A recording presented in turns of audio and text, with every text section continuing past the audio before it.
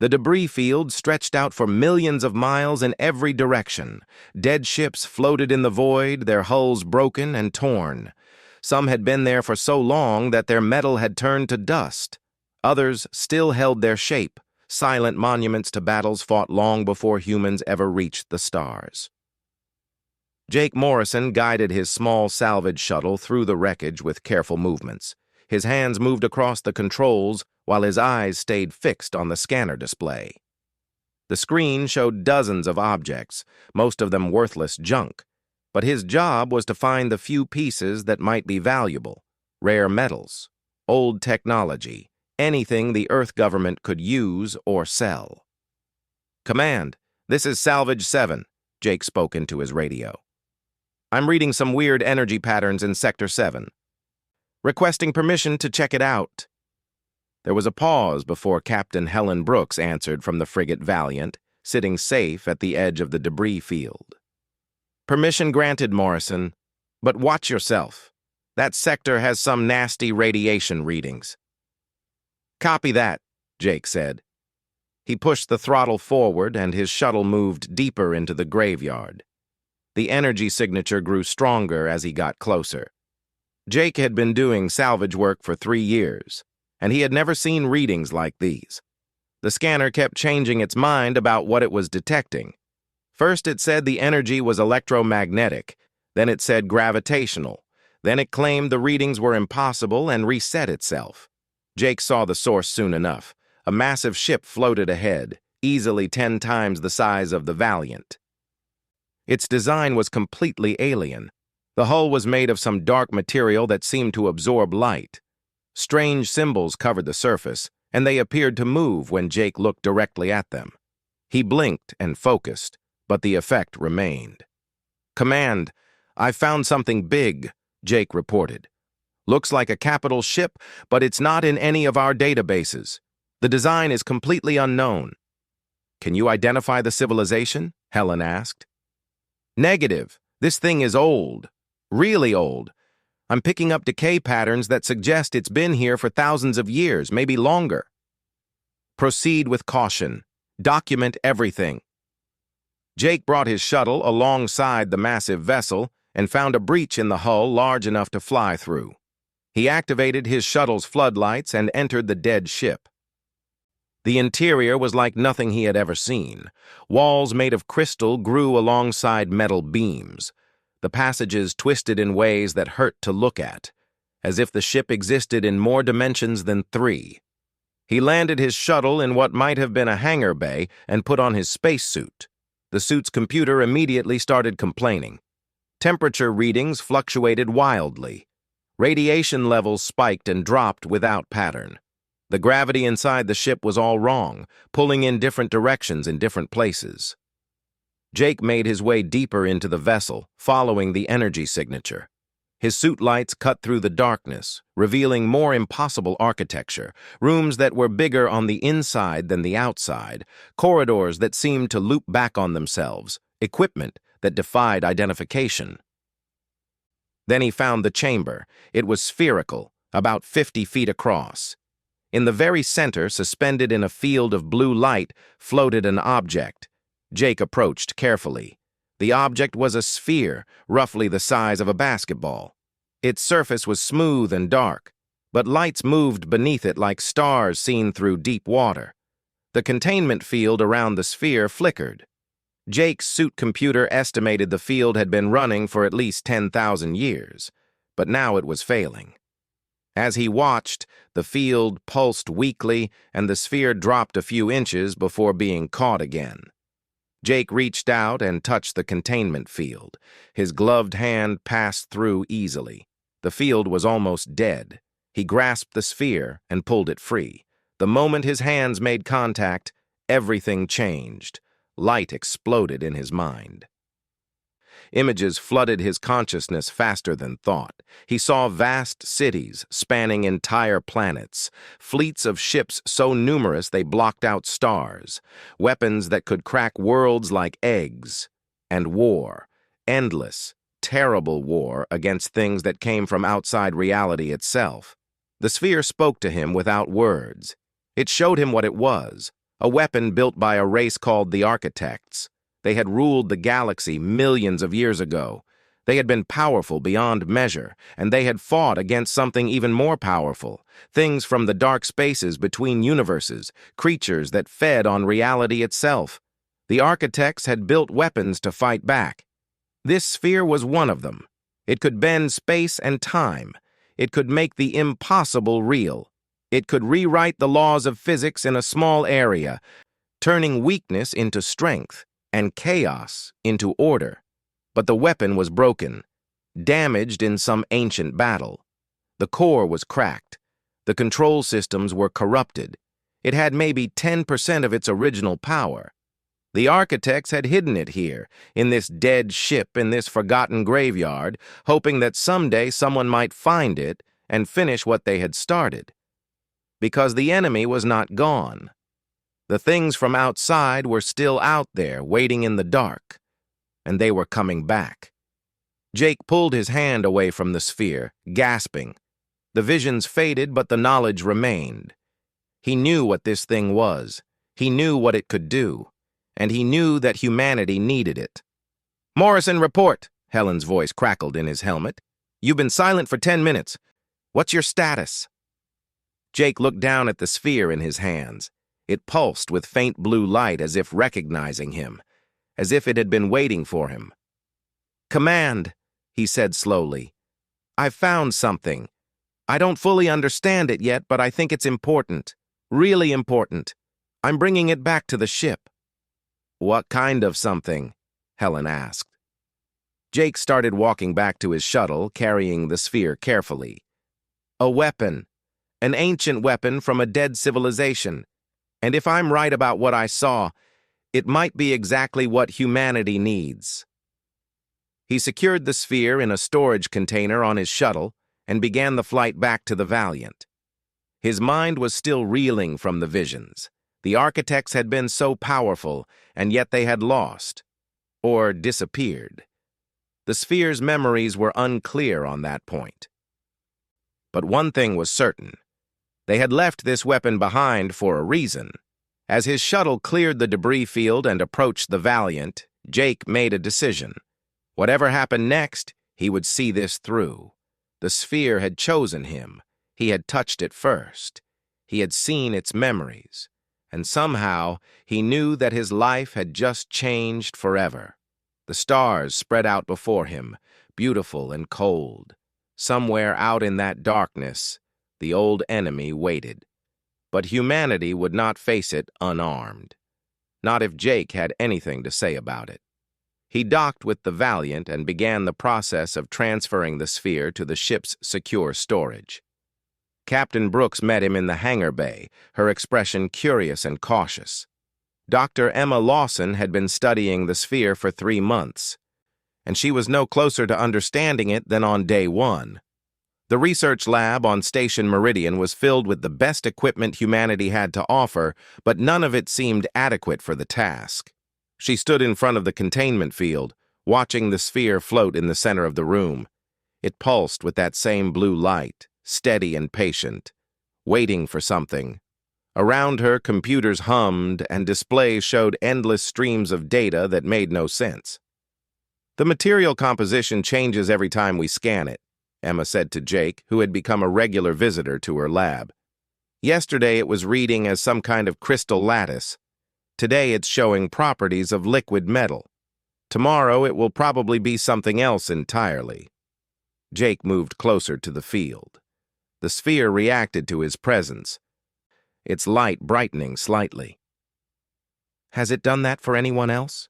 Emma asked. "No," Jake admitted. "Only me. Ever since I touched it in that ship, it's been responding to me." Emma pulled up a holographic display. Numbers and graphs filled the air between them. "Look at this. These are energy readings from the sphere. They spike every time you enter the room. It knows you're here, Jake. It recognizes you." "What does that mean?" "I don't know. But based on the visions you described, I think the Architects designed their weapons to bond with specific users. A neural link of some kind. The sphere chose you when you touched it. Jake frowned. Can we break that link? Let someone else use it? Why would you want to? Emma asked. Because I'm just a salvage pilot. If this thing is as powerful as the vision suggested, shouldn't it be in the hands of someone more qualified? A military officer or a scientist? Emma shook her head. The sphere doesn't care about qualifications. It chose you for a reason. Maybe because you found it. Maybe because of something in your genetics or your neural pattern. But the bond exists. We need to work with that, not against it. She changed the display, showing complex diagrams of the sphere's internal structure. Here's the problem. The weapon is broken. The core is fractured in 17 places. The control matrix is corrupted. The power systems are operating at maybe 5% efficiency. If we tried to use it now, it would probably explode and take half the station with it. Can we fix it? Jake asked. Emma laughed, but there was no humor in it. Fix it? Jake! This technology is so far beyond us that I can barely measure it, let alone repair it. The architects were millions of years ahead of us. They understood physics in ways we can't even imagine. To fix this properly, we would need their tools, their knowledge, their entire technological base. So it's hopeless. I didn't say that. Emma's eyes gleamed with excitement. We can't fix it the way the architects would have, but maybe we can rebuild it our way. Use human technology to replace the damaged components. Create new control systems based on our understanding of neural interfaces. Stabilize the power core with our fusion reactors. Jake stared at her. You're talking about combining human technology with something from an ancient alien super-civilization. That's insane. Completely insane, Emma agreed. It violates every principle of engineering safety. The tolerances required would be incredibly precise. One mistake and the whole thing could tear a hole in space-time. But if we succeed, we would have a weapon that could defend humanity against anything. Before Jake could respond, the lab door opened and Captain Helen Brooks walked in. She had been promoted to the command of Station Meridian after the sphere was brought aboard. The entire station had been reclassified as a research facility, though most of the crew didn't know what was really being studied. I've been reading your reports, Dr. Lawson, Helen said without preamble. I've also been reading intelligence briefings. The Kryn Empire is expanding into human space. The Void Collective is raiding our outer colonies. And the Galactic Council refuses to help because they still see us as primitive newcomers who don't deserve protection. Emma crossed her arms. What's your point, Captain? My point is that humanity needs an edge. Something to make the other species take us seriously. This sphere could be that edge. Helen looked at the floating weapon. But you're saying it's too damaged to use. In its current state, yes. But we have a plan to rebuild it. How long would that take? Emma hesitated. Years. Maybe a decade. And it would require resources that Earth Command would never approve. The amount of funding needed, the rare materials, the experimental technology we would have to develop, the Council would shut us down immediately if they found out. Helen smiled grimly. Then we don't tell them. Station Meridian is officially undergoing structural repairs. We have complete communication blackout authority. As far as Earth Command knows, we're fixing hull breaches and updating systems.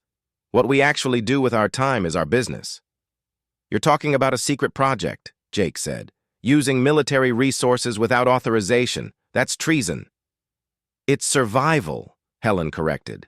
The galaxy is not a friendly place for weak species. The strong prey on the weak, and right now, humanity is very weak.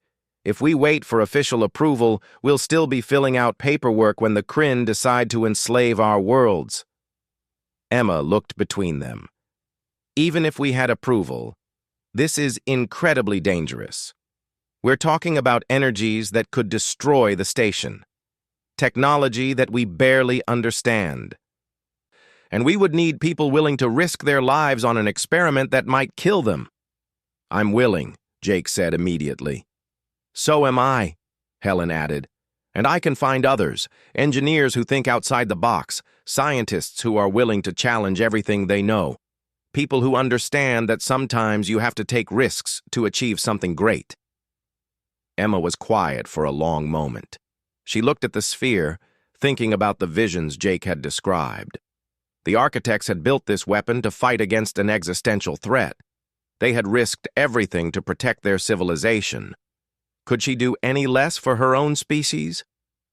"I'll need a team," she said finally. "At least 20 people, specialists in quantum physics, neural interfaces, exotic materials, and fusion power. And I'll need complete freedom to experiment. No oversight committees, no safety reviews, no bureaucrats telling me what I can and cannot do." "Done," Helen said. "And I'll need Jake. If the sphere is bonded to him, he'll have to be involved in every step of the process. He'll need to interface with it, test the systems, help us understand how it thinks." Jake nodded. "Whatever it takes." Emma took a deep breath. "Then we have a project. God help us all, but we're going to try to rebuild an ancient superweapon using duct tape and human stubbornness." Over the next few weeks, Helen quietly recruited the team. Engineers who had been flagged for being too creative. Scientists who had been rejected from mainstream research for proposing impossible theories. Technicians who could build anything from spare parts and determination. They were the misfits and the dreamers, and they were perfect. The project began in earnest. The sphere was moved to a reinforced lab deep in the station's core. Fusion reactors were installed to provide stable power. Neural interface equipment was brought in from Earth's most advanced facilities. Computers worked day and night running simulations and calculations. Emma organized the team into groups. One focused on understanding the sphere's internal structure. Another worked on developing human technology that could interface with the architect systems. A third group built the framework that would hold everything together. Jake spent hours every day in the neural interface chair, his mind linked to the sphere. At first, the connection was weak and unstable. He would see flashes of the architect memories, feel hints of the weapon's power, but he couldn't control anything. It was like trying to move someone else's arm while blindfolded. But slowly, over months of practice, the connection grew stronger. He learned to quiet his conscious mind and let his instincts guide him. The sphere responded better when he didn't try to force it, when he just relaxed and felt his way through the connection. 2 years passed in secret work. The project consumed them all. Relationships formed and broke apart under the stress. People worked until they collapsed from exhaustion. Experiments failed and had to be rebuilt from scratch. There were injuries, close calls, and moments when the entire station nearly lost containment. Jake Morrison stood in the neural interface chamber of the Phoenix, surrounded by cables and monitoring equipment. The sphere sat in its cradle at the heart of the ship, pulsing with steady blue light. After 2 years of work, they were finally ready to test the integrated weapon system. "Neural interface ready," called out Chief Engineer Dan Fletcher from the control room. "All systems showing green, fusion reactors at standby power, stabilization fields holding steady." Emma Lawson watched the displays with tense concentration. Every screen showed different data streams, power levels, quantum field readings, neural activity patterns. After 2 years of 18-hour days, this moment would prove if their work meant anything. "How are you feeling, Jake?" she asked through the communication link. "Nervous," he admitted. His hands rested on the interface controls, but he had not activated them yet. "What if this doesn't work? What if I can't control it?" "Then we go back to the drawing board and try again. But I think you're ready. You've been practicing with the sphere for 2 years.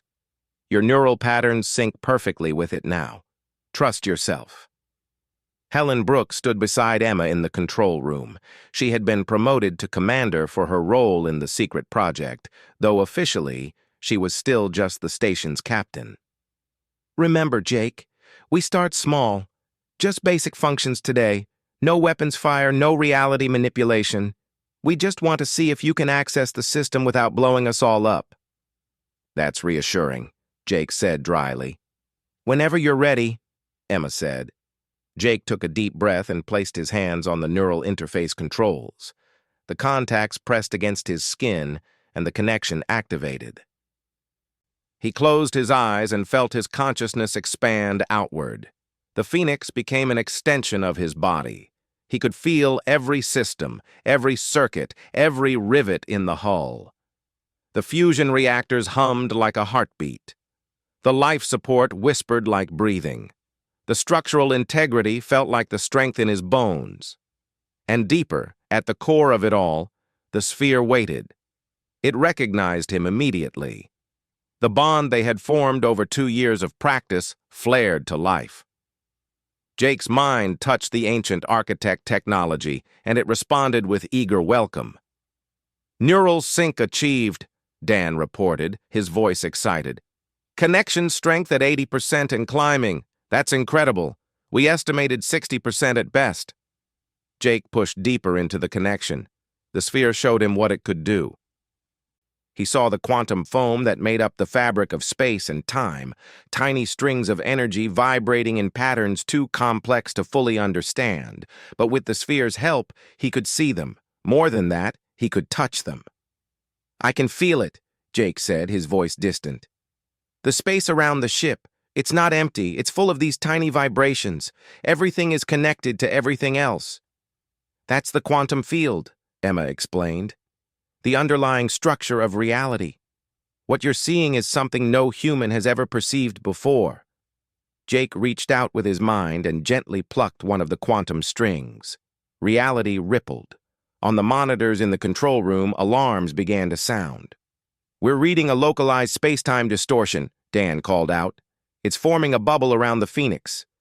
The laws of physics inside the bubble are changing." "Jake, what did you do?" Emma asked. "I'm not sure. I just touched one of the strings and it responded. The sphere is showing me how to change the patterns, how to rewrite the rules." "What rules?" "Mass, gravity, inertia, all the things that make matter behave the way it does. Inside this bubble, I can change them, make the ship lighter or heavier, make gravity push instead of pull, make energy flow in different directions." The displays showed impossible readings. The Phoenix's mass had decreased by 40%. The gravity around it was fluctuating in ways that violated every known law. The ship existed in a pocket of altered reality, following rules that Jake was making up as he went along. "This is incredible," Emma breathed. "Do you know what this means? We could revolutionize space travel, make ships that ignore inertia, create propulsion systems that don't need fuel. The applications are endless." But Jake was focused on something else. As his mind expanded through the quantum field, he felt something at the edges of his perception. A cold presence, old and hungry, watching from the darkness beyond the stars. The same presence from the architect memories, the enemy they had fought, the things from outside reality. "They're still out there," Jake said, his eyes snapping open. "The sphere is showing me, the devourers. That's what the architects called them. They're not gone. They're just waiting." "Waiting for what?" Helen asked. "For the right moment, for enough civilizations to develop advanced technology, enough energy sources to feed on. The architects fought them millions of years ago and drove them back, but they didn't destroy them. They couldn't. The devourers exist outside normal space and time. You can't kill something that isn't really here." "But the architects built weapons to fight them," Emma said. "Weapons like the sphere." "Yes. The sphere can reach into the space between dimensions. It can touch the devourers where they hide. That's why it can manipulate reality. It exists partially outside our universe, in the same place they do." Jake pulled back from the connection, and the quantum bubble around the Phoenix collapsed. Reality snapped back to normal. The monitors returned to standard readings, but the knowledge remained. "They're coming back," Jake said quietly. "I don't know when. Could be years, could be centuries. But they're out there, moving through the void between galaxies, And when they arrive, every civilization in this galaxy will need to work together to stop them. Helen and Emma exchanged looks. One problem at a time, Helen said. First we master this weapon. Then we deal with ancient cosmic horrors. Over the next few months, Jake practiced with the weapon system every day. Each test pushed a little further. He learned to create larger quantum bubbles, to sustain them for longer periods, to make finer adjustments to the physical laws inside them. The weapon had limitations even in its rebuilt form. The human technology could only channel a fraction of the sphere's true power.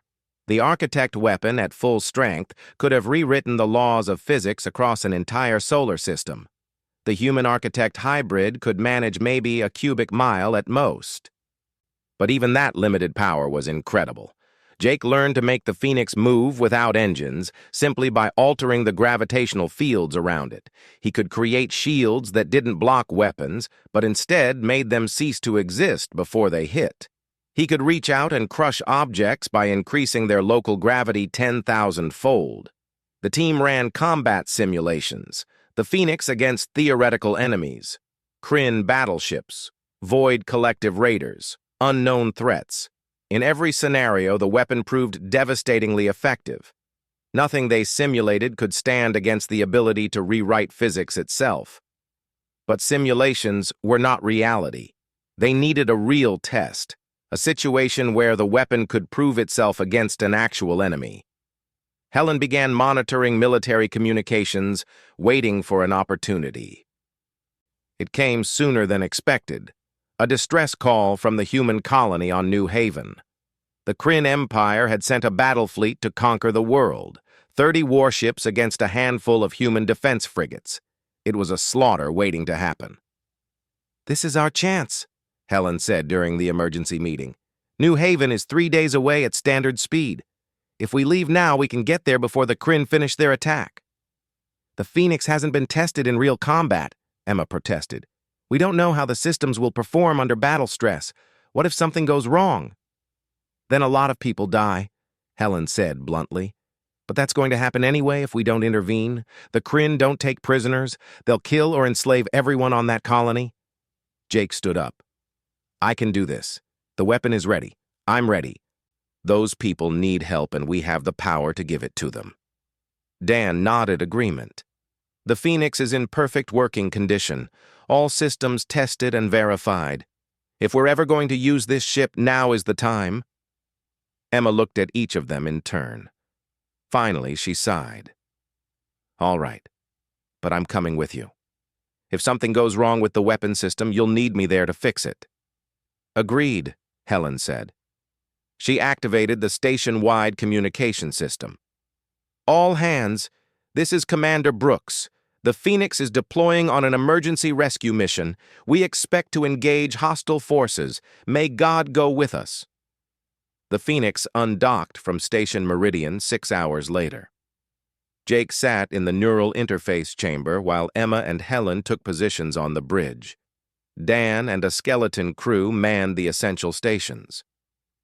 The ship was not designed for a large crew. Most of the internal space was taken up by the weapon system and its supporting equipment. They jumped to hyperspace and raced toward New Haven. Jake spent the journey in light connection with the sphere, keeping the bond active but not fully engaged. He could feel the weapon's anticipation. It had been built to fight. After millions of years dormant and 2 years being rebuilt, it was finally going to fulfill its purpose. The Phoenix emerged from behind New Haven's moon like a silver dart. The ship was small compared to the Kryn battleships, barely a tenth their size. To the Kryn sensors, it must have looked like a joke. One tiny human ship against their mighty fleet. Warlord Thexmore sat on the bridge of his flagship, watching the pathetic human defenses crumble before his weapons. The victory was already certain. This world would become Kryn property within the hour. The humans would be enslaved or killed, their resources taken, their presence in this sector ended. Then his tactical officer reported the new arrival. A single ship approaching at high speed, broadcasting no identification codes. "Destroy it," Thexmore ordered without interest. One more human ship would make no difference. The nearest Kryn battleship turned its weapons toward the Phoenix and fired. Plasma beams hot enough to melt steel lanced through space. Missiles accelerated to incredible speeds, their warheads capable of cracking a frigate in half. Jake Morrison saw the attacks coming through his connection with the sphere. He could perceive them as disturbances in the quantum field, ripples spreading toward the Phoenix at the speed of light. He reached out with his mind and touched the fabric of space itself. The quantum strings responded to his will. Reality bent. The plasma beams curved away from the Phoenix as if hitting an invisible wall, deflected into empty space. The missiles simply ceased to exist, their matter scattered across 17 dimensions. On the Kryn bridge, alarms shrieked. The tactical officer stared at his display in confusion. "My lord, our weapons had no effect. The human ship did not even deploy shields. The attacks just vanished." Thexmore leaned forward in his command chair. "What kind of technology is this?" "Unknown, my lord. Our sensors cannot identify the ship's defensive systems. They appear to be generating localized space-time distortions." "All ships, concentrate fire on that vessel," Thexmore commanded. "Destroy it now." 29 Kryn warships turned their weapons on the Phoenix. The amount of firepower they unleashed could have destroyed a small moon. Energy beams, kinetic rounds, plasma torpedoes, and fusion missiles filled the space around the tiny human ship. Jake felt the massive attack coming. So much destructive energy focused on one point. Any normal ship would have been vaporized instantly, but the Phoenix was not normal, and Jake had the power to change the rules. He reached deeper into the quantum field and pulled. Reality twisted. The space around the Phoenix became something else, following laws that Jake defined. Gravity reversed. Time slowed. The fundamental forces that held matter together rearranged themselves. The Kryn weapons entered this pocket of altered physics and stopped making sense. Energy beams unraveled into component particles. Missiles aged millions of years in an instant and crumbled to dust. Kinetic rounds accelerated backward through time and ceased to exist before they were fired. Not a single shot reached the Phoenix. The ship sat untouched in the center of a sphere of impossible physics. And Jake smiled. "My turn," he said softly. He focused on the nearest Kryn battleship and reached out through the quantum field. The sphere showed him the patterns that held the ship together. The electromagnetic forces binding its atoms, the nuclear forces inside its power core, the gravitational field generated by its mass. Jake changed one pattern, just one. He reached into the ship's fusion reactor and altered the fundamental force holding the plasma contained. The force that normally repelled similar charges now attracted them instead. The Kryn reactor went critical in a microsecond. The ship exploded from the inside out, torn apart by its own power source. Debris scattered across thousands of miles. There were no survivors. On Thexmore's bridge, officers shouted in panic. "The Hammer of Dawn just exploded! No impact, no warning, it just came apart!" "Impossible," Thexmore snarled. "Nothing can breach a fusion containment field from the outside." But Jake was already moving to the next target, and the next. He touched 3 more Kryn ships through the quantum field and crushed them.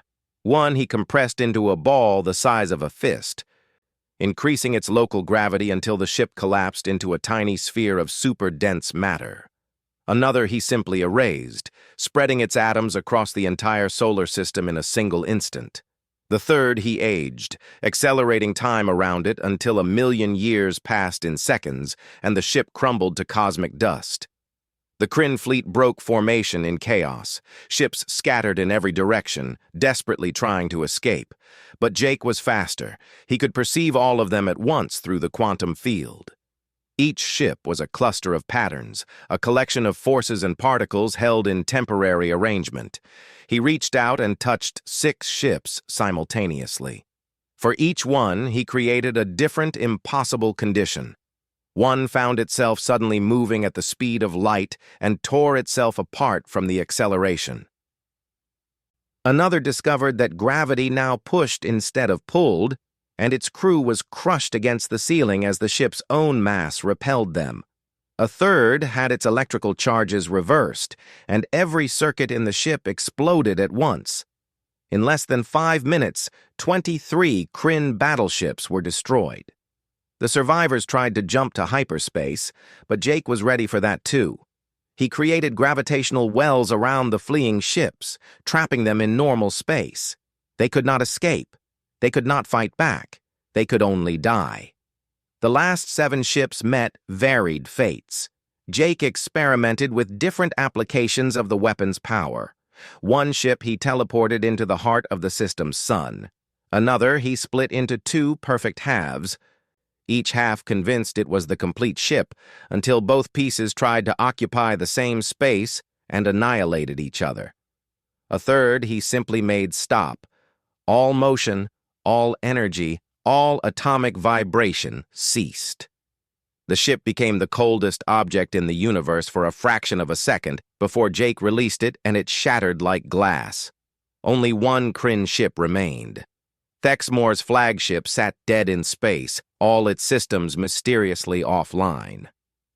Jake had reached into the ship's computer cores and changed one fundamental constant. The speed of light inside the ship was now 1 meter per second.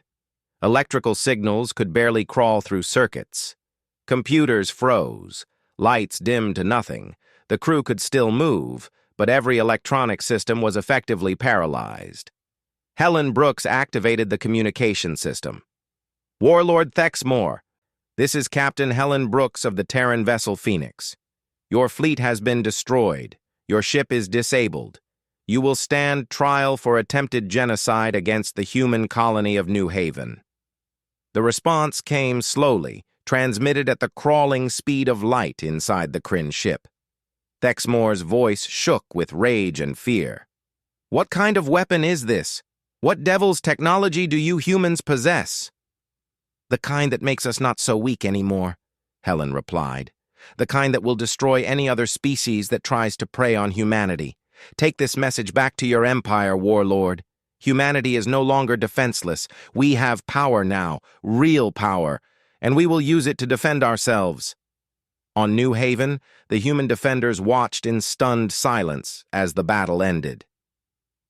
30 Kryn warships destroyed in minutes by a single human vessel. It was impossible. It was miraculous. It changed everything. Defense Commander Cole transmitted to the Phoenix. "I don't know what you just did, Captain Brooks, but on behalf of every person on this colony, thank you. You saved us all." "Just doing our job, Commander," Helen said, though her hands were shaking slightly. She had known the weapon was powerful. She had seen the test results, but witnessing it in actual combat was something else entirely. One ship with one weapon had just defeated an entire fleet. Jake pulled back from the neural connection, exhausted. Using the weapon at full combat intensity took enormous mental effort. He felt like he had been awake for 3 days straight. His head pounded and his muscles ached. "Status report," he croaked. Emma checked her displays.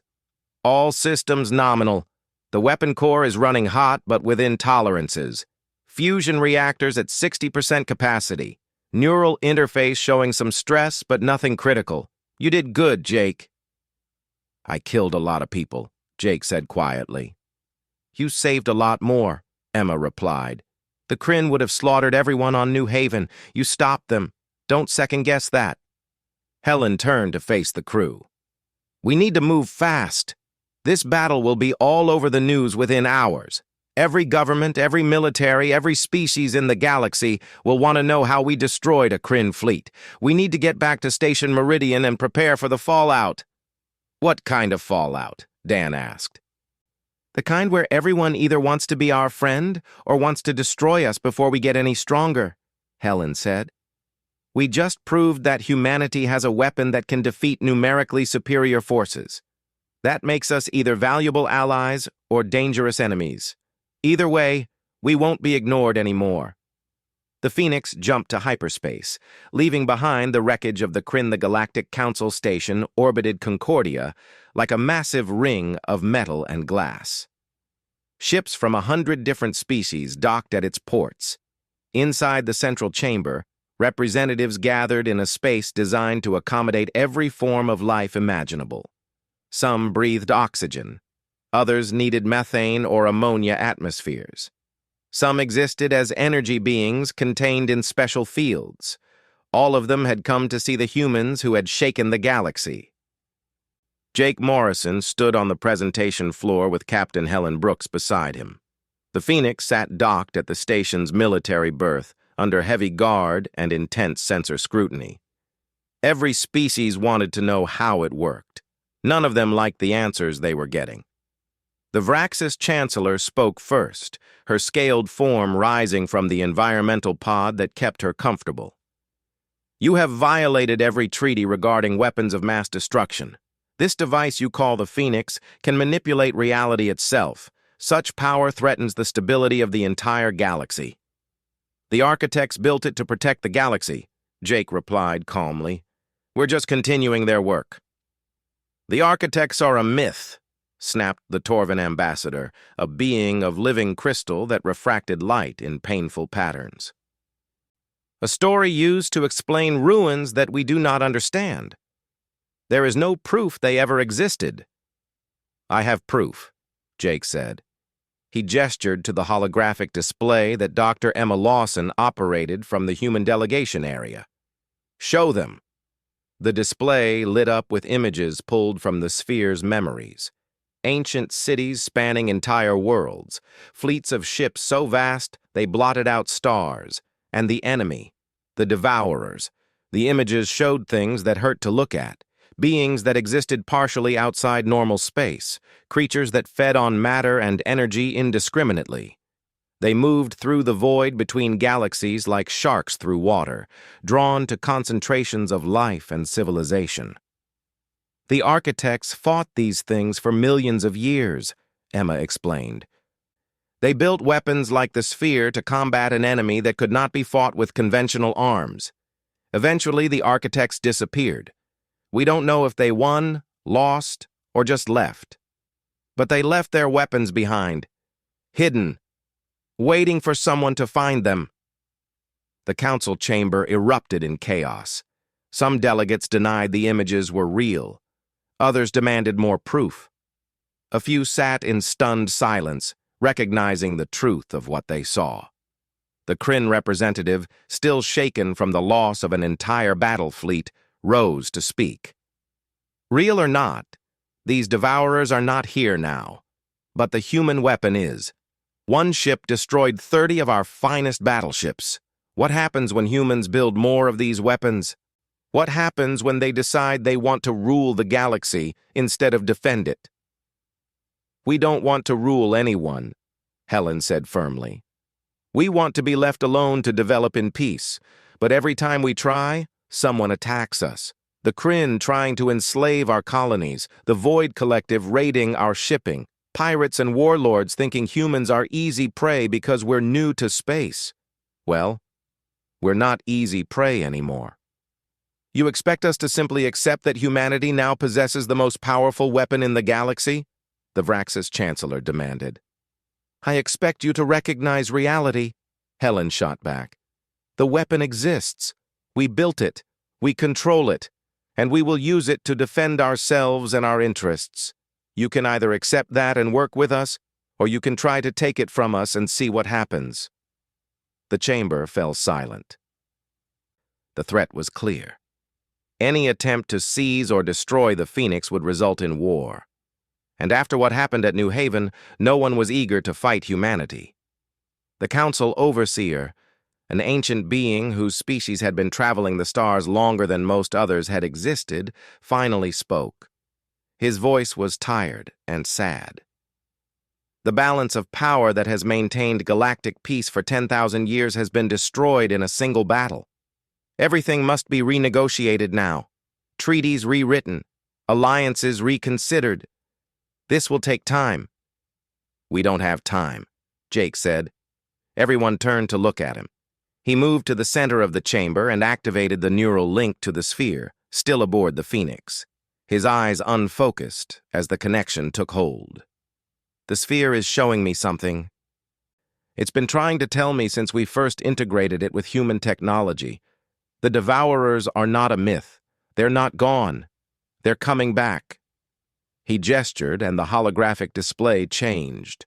It showed the galaxy from an outside perspective, a spiral of stars and dust. At the edge of the image, barely visible, dark shapes moved. Vast things that bent light around them, making them hard to perceive. They're in the void between galaxies, Jake continued. They've been waiting there for millions of years, letting civilizations develop, letting us build up our technology and energy sources, because that's what they feed on. Advanced civilizations are like beacons to them. The more we develop, the more attractive we become. Emma added more data to the display. We've been detecting anomalous readings at the galactic rim for the past year. Quantum fluctuations that match the signatures in the sphere's memories. The Devourers are already starting to probe the edges of our galaxy. In maybe 5 years, maybe 10, they'll arrive in force. The council chamber descended into pandemonium. Delegates shouted at each other in a dozen languages. Some claimed it was a human trick to gain power. Others demanded immediate military preparation. A few simply shut down their environmental pods and refused to participate further. The overseer called for order. It took several minutes for the chaos to subside. Finally, the ancient being spoke again. If what you say is true, then we face a threat that dwarfs any conflict between our species. The Devourers, if they exist, would not distinguish between human and Kryn, Vraxis and Torvin. They would consume us all. That's why the architects built weapons like the sphere, Jake said. Not to conquer or control, but to defend against something that conventional weapons cannot fight. The Devourers exist partially outside our dimension. You can't shoot them with missiles or beam weapons. You need to reach into the space where they actually exist. You need to manipulate reality itself. And only your weapon can do that? The Kryn representative asked suspiciously. No, Helen said. The architects built many weapons. The sphere is just one of them. There are probably others scattered across the galaxy, hidden in dead ships and forgotten ruins. If we work together, we might find them. We might be able to build a real defense. Or you might be lying about all of this to trick us into revealing our military capabilities, the Vraxis Chancellor said coldly. Jake felt his patience snap. Fine. Don't believe us. Wait until the Devourers arrive and start consuming your worlds. See how your conventional weapons work against them. By the time you realize we're telling the truth, it will be too late to do anything about it. He turned to leave, but the overseer's voice stopped him. Wait, I believe you. Everyone turned to stare at the ancient being. The overseer moved forward on its anti-gravity platform. My species has been traveling the stars for 50,000 years. We have seen things, found ruins, encountered mysteries that we could not explain. And in our oldest records, there are stories. Warnings from civilizations that came before us. They spoke of darkness from beyond, of things that consumed entire galaxies. We thought they were myths, cautionary tales, but perhaps they were memories. The overseer looked at Jake with eyes that had seen empires rise and fall. If the architects truly existed, and if their enemy truly returns, then we will need every advantage we can find, including your weapon. What are you proposing? Helen asked carefully. A new alliance, not based on conquest or control, but on mutual survival. Share your technology with us. Help us understand how to fight this threat. In return, the Council will support human expansion and development. We will provide resources, protection, and full membership in the galactic community. The Vraxis Chancellor hissed in anger. You cannot give these humans everything they want based on a story and some old images. I can and I will, the overseer said firmly, because I believe the threat is real, and because we need them more than they need us. The vote was not unanimous. Many species opposed the agreement, but enough supported it that the measure passed. Humanity would become a full council member. The Phoenix would lead a joint task force to search for more architect weapons. Resources would be pooled to develop defenses against the Devourers. 3 months later, the first Devourer tendril reached the outer rim of the galaxy. It touched a small research station on the edge of known space. The station simply ceased to exist, consumed down to the last atom. The 100 scientists aboard never even had time to send a distress signal. But sensors scattered across the rim detected the event. Alarms sounded on a dozen worlds. The Council mobilized its fleets, and the Phoenix, with Jake Morrison at the neural interface, jumped to the location to face the enemy. The Devourer tendril was not a physical thing in the normal sense. It existed across multiple dimensions simultaneously. In normal space, it appeared as a shimmer in reality, a distortion that bent light and twisted space. But through the sphere's enhanced perception, Jake could see its true form. It was vast. The tendril was just a tiny part of something much larger, something that existed mostly in the space between dimensions. The main body of the Devourer was bigger than most planets, a writhing mass of impossible geometry that defied description. And it was hungry. Jake could feel its desire. Not malicious, just endlessly consuming. It fed on matter and energy the way humans breathed air. Automatically, constantly, without thought or mercy. "This is it," Jake said to Helen. "The thing the architects fought, the reason they built the sphere." "Can you stop it?" she asked. Jake reached out through the quantum field and touched the Devourer. It noticed him. For the first time in millions of years, something had reached into its native dimension. Something had touched it where it actually existed. The Devourer reacted. It tried to consume Jake, to pull his consciousness out of normal space and into the void where it lived. But Jake had the sphere. He had the power to manipulate reality itself. He pushed back. The battle took place across 7 dimensions simultaneously. In normal space, it appeared as flashes of impossible light and gravity waves that made stars flicker. But in the quantum realm where Jake fought, it was far more intense. He created barriers of altered physics, walls that the Devourer could not pass through. He bent space to redirect its feeding tendrils away from populated areas. He even managed to hurt it, using the sphere to collapse small portions of its extra-dimensional mass back into normal space where it could not survive. The Devourer pulled back, not defeated, but wary. It had encountered resistance. It would need to probe more carefully before advancing further. Jake collapsed in the neural interface chair, blood dripping from his nose. Helen rushed to him. "Are you all right?" "I stopped one tendril," Jake said weakly, "one small part of one Devourer.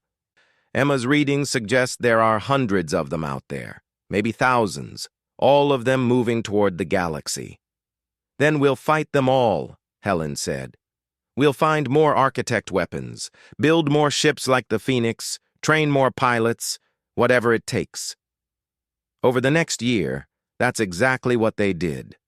The Galactic Alliance found 3 more architect weapons hidden in ancient ruins. Each was different. Each required different approaches to integrate with modern technology. But humanity took the lead in figuring it out, because humans were good at improvising, good at making impossible things work through sheer determination. More Phoenix-class ships were built, more pilots trained to use the neural interfaces. The human who had turned a broken relic into the most powerful weapon ever built became the instructor for a new generation of reality warpers. The war against the Devourers would take decades, maybe centuries, but the galaxy now had a fighting chance, because humanity had refused to accept that some things were impossible, had refused to believe that being young and weak meant being helpless. Jake Morrison stood on the bridge of the Phoenix, looking out at the stars. Somewhere in the darkness, the enemy waited. But he was ready. Humanity was ready. And together with the other species of the galaxy, they would show the Devourers that this time, this reality, would not be consumed without a fight. The stars had been shaken. The balance of power had changed forever. And it had all started with one salvage pilot, one broken weapon, and the very human refusal to give up in the face of impossible odds. Fleet and one very frightened warlord. News of the battle spread across the galaxy at light speed, carried by automated beacons and communication relays. Within days, every major power knew what had happened.